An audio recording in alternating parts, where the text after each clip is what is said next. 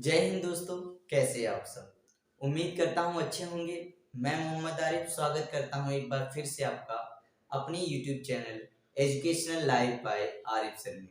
दोस्तों, अगर आप मेरे इस चैनल पे नए हो तो प्लीज मेरे चैनल को लाइक कीजिए, सब्सक्राइब कीजिए, शेयर कीजिए और साथ में बेल आइकन को प्रेस करना ना भूलें, ताकि मैं जो भी वीडियो अपलोड करूँ दोस्तों वो सीधे आप तक पहुंचे। तो चलिए दोस्तों, ज्यादा समय न लेते हुए वीडियो को स्टार्ट करते हैं।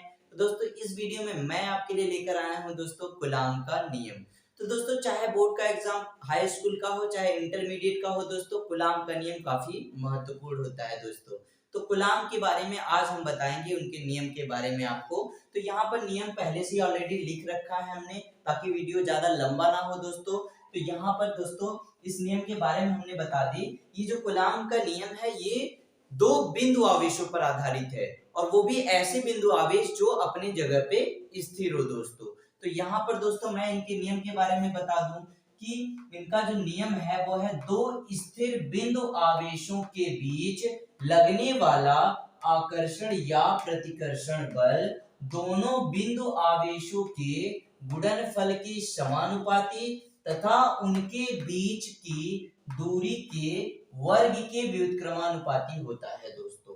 तो दोस्तों इनका जो नियम है वो दो स्थिर बिंदु आवेशों पर आधारित है कि दो स्थिर बिंदु आवेशों पर लगने वाला आकर्षण या प्रतिकर्षण बल दोनों बिंदु आवेशों के गुणनफल के समानुपाती तथा उनके बीच की दूरी के वर्ग के व्युत्क्रमानुपाती होता है दोस्तों। तो दोस्तों यहाँ पर जैसा कि प्रयोग किया गया है समानुपाती, समानुपाती और अनुक्रमानुपाती दोस्तों एक ही चीज होता है। तो समानुपाती का मतलब क्या होता है दोस्तों, आज हम बता दें आपको। समानुपाती का मतलब होता है दोस्तों कि एक का मान यदि बढ़ रहा है तो दूसरे का मान भी बढ़ेगा, एक का मान यदि घट रहा है दोस्तों तो दूसरे का मान भी घटेगा दोस्तों। तो ये था समानुपाती का मतलब। तो दोस्तों जान लेते हैं व्युत्क्रमानुपाती भी प्रयोग किया गया है यहाँ पर, इसका भी मतलब जान लेते हैं दोस्तों। तो व्युत्क्रमानुपाती का मतलब होता है दोस्तों जस्ट उसका उल्टा, अर्थात किसी एक का मान बढ़ रहा है तो दूसरे का मान क्या होगा दोस्तों, घटेगा। अर्थात पहले का मान यदि घट रहा है तो दूसरे का मान बढ़ेगा, और दूसरे का मान बढ़ रहा है तो पहले का मान घटेगा दोस्तों। इस प्रकार से ये व्युत्क्रमानुपाती होता है, जस्ट इसका उल्टा। तो दोस्तों चलिए अब हम जान लेते हैं यहाँ पर प्रयोग किया गया है दो स्थिर बिंदु आवेशों के बीच लगने वाला आकर्षण या प्रतिकर्षण बल। तो दोस्तों कब दोनों आवेशों पर आकर्षण बल कार्य करेगा दोस्तों और कब प्रतिकर्षण बल कार्य करेगा, इसके लिए हम आपको बता दें दोस्तों। तो दोस्तों जब दोनों आवेशों पर समान प्रकृति के आवेश होंगे, अर्थात दोनों पर एक जैसा आवेश होगा, दोनों पर एक जैसे आवेश होंगे तो दोनों उस आवेश को सजातीय आवेश कहा जाता है दोस्तों। तो अर्थात दोनों आवेश यदि सजातीय आवेश होंगे दोस्तों तो उन पर प्रतिकर्षण बल कार्य करेगा दोस्तों। यदि दोनों आवेश विपरीत प्रकार के आवेश हैं तो विपरीत प्रकार के आवेशों को दोस्तों विजातीय आवेश कहा जाता है दोस्तों। यदि दोनों पर विजातीय आवेश है तो दोस्तों उन दोनों आवेशों पर आकर्षण बल कार्य करेगा दोस्तों।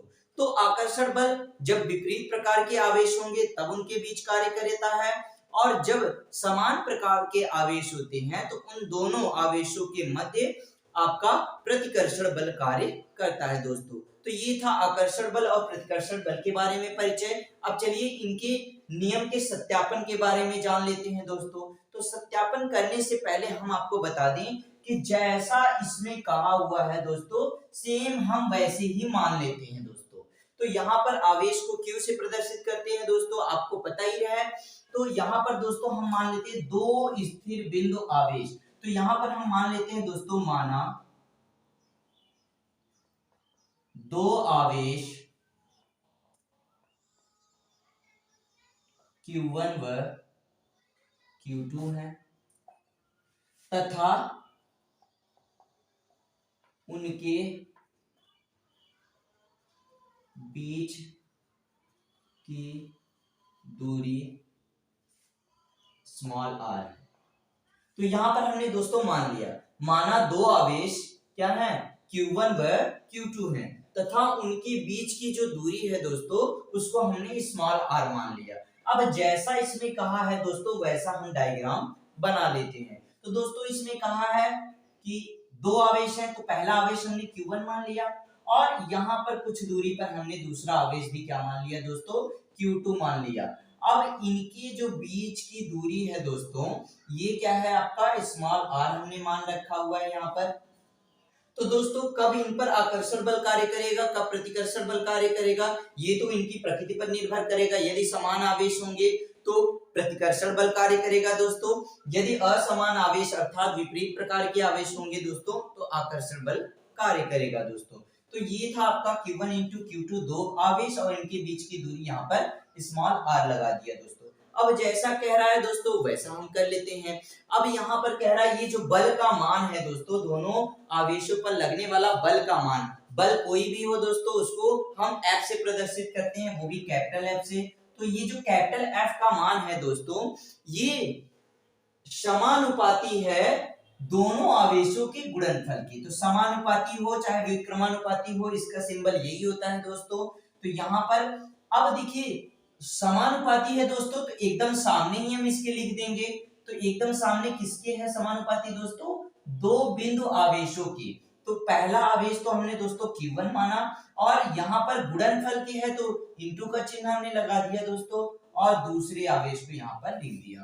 तो दोस्तों ये जो बल का मान है ये पहले आवेश और दूसरे आवेश दोनों के गुणनफल के समानुपाती है दोस्तों। तो यहाँ पर हमने समानुपाती के रूप में लिख दिया दोस्तों। अब क्या कह रहा है, इसको हम पहले समीकरण 1 मान लेंगे दोस्तों। अब क्या कह रहा है दोस्तों कि ये जो बल का मान है ये क्या है, व्युत्क्रमानुपाती है दोस्तों। तो सिंबल यही रहेगा दोस्तों, बस व्युत्क्रमानुपाती कह रहा है दोस्तों, इसको 1 अपान के रूप में लिख देंगे। तो ये क्या है, दूरी के वर्ग के व्युत्क्रमानुपाती है। तो व्युत्क्रमानुपाती है 1 के बटे में हमने लिख दिया दोस्तों। अब वर्ग के है तो यहाँ पर हमने स्क्वायर लगा दिया दोस्तों। इसको हम क्या मान लेंगे दोस्तों, समीकरण 2। इसको हम समीकरण 2 मान लेंगे दोस्तों। तो चलिए दोस्तों अब यहाँ पर आप इसका स्क्रीनशॉट भी ले सकते हैं दोस्तों, क्योंकि इसको मिटाना पड़ेगा। यहाँ पर फिर से बताएंगे ऊपर से दोस्तों, तो यहाँ पर स्क्रीनशॉट आप ले सकते हैं दोस्तों।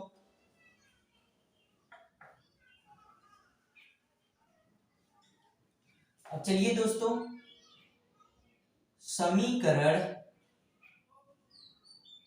1 से समीकरण 2 का गुणा करने। अब दोस्तों समीकरण 1 से हम 2 का गुणा करा देंगे। तो समीकरण 1 क्या था दोस्तों आपका F, ये चिन्ह तो वही रहेगा दोस्तों। समीकरण 1 जो F था ये Q1 इंटू Q2 के अनुक्रमानुपाती था अर्थात समानुपाती था दोस्तों। तो यहाँ पर समानुपाती कर दिया, गुणा का चिन्ह लगाया दोस्तों, देखिए वो भी F के व्युत्क्रमानुपाती था तो F और ये चिन्ह ऐसे ही रहेगा। यहाँ पर दोस्तों हम 1 अपान r कर देंगे। तो यहाँ पर दोस्तों एक ही में हो गया। अब हम क्या करेंगे, गुणा हमेशा आमने सामने होता है दोस्तों। तो यहाँ पर F का हम ये चिन्ह तो आपका ऐसे ही रहेगा, Q1 इंटू Q2 का 1 में गुणा होगा।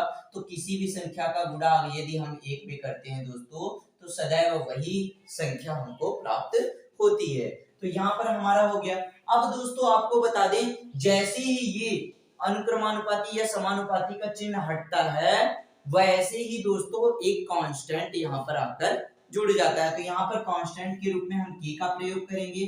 तो यहाँ पर जैसे ही इसको हटाएंगे बराबर लग जाएगा और यहाँ पर k आकर ऐड हो जाएगा।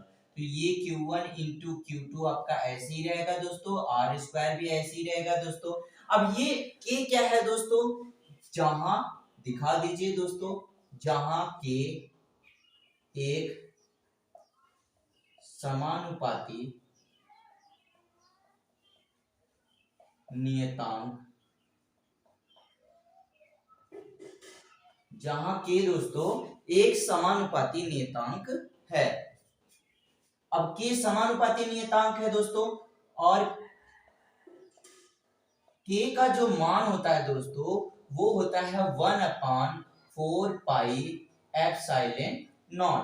तो दोस्तों यहाँ पर के है, इसकी जगह पे हम क्या रख सकते हैं दोस्तों, 1/4 पाई एप्सिलॉन नॉट। तो F बराबर हो जाएगा, ये आपका k है, k की जगह पे हमको क्या मानना है दोस्तों, यहाँ पर रखना है 1/4 पाई एप्सिलॉन नॉट। तो यहाँ पर 1/4 4 पाई एप्सिलॉन नॉट रख दिया दोस्तों और इनटू का चिन्ह लगा दीजिए Q1 into Q2 upon r square.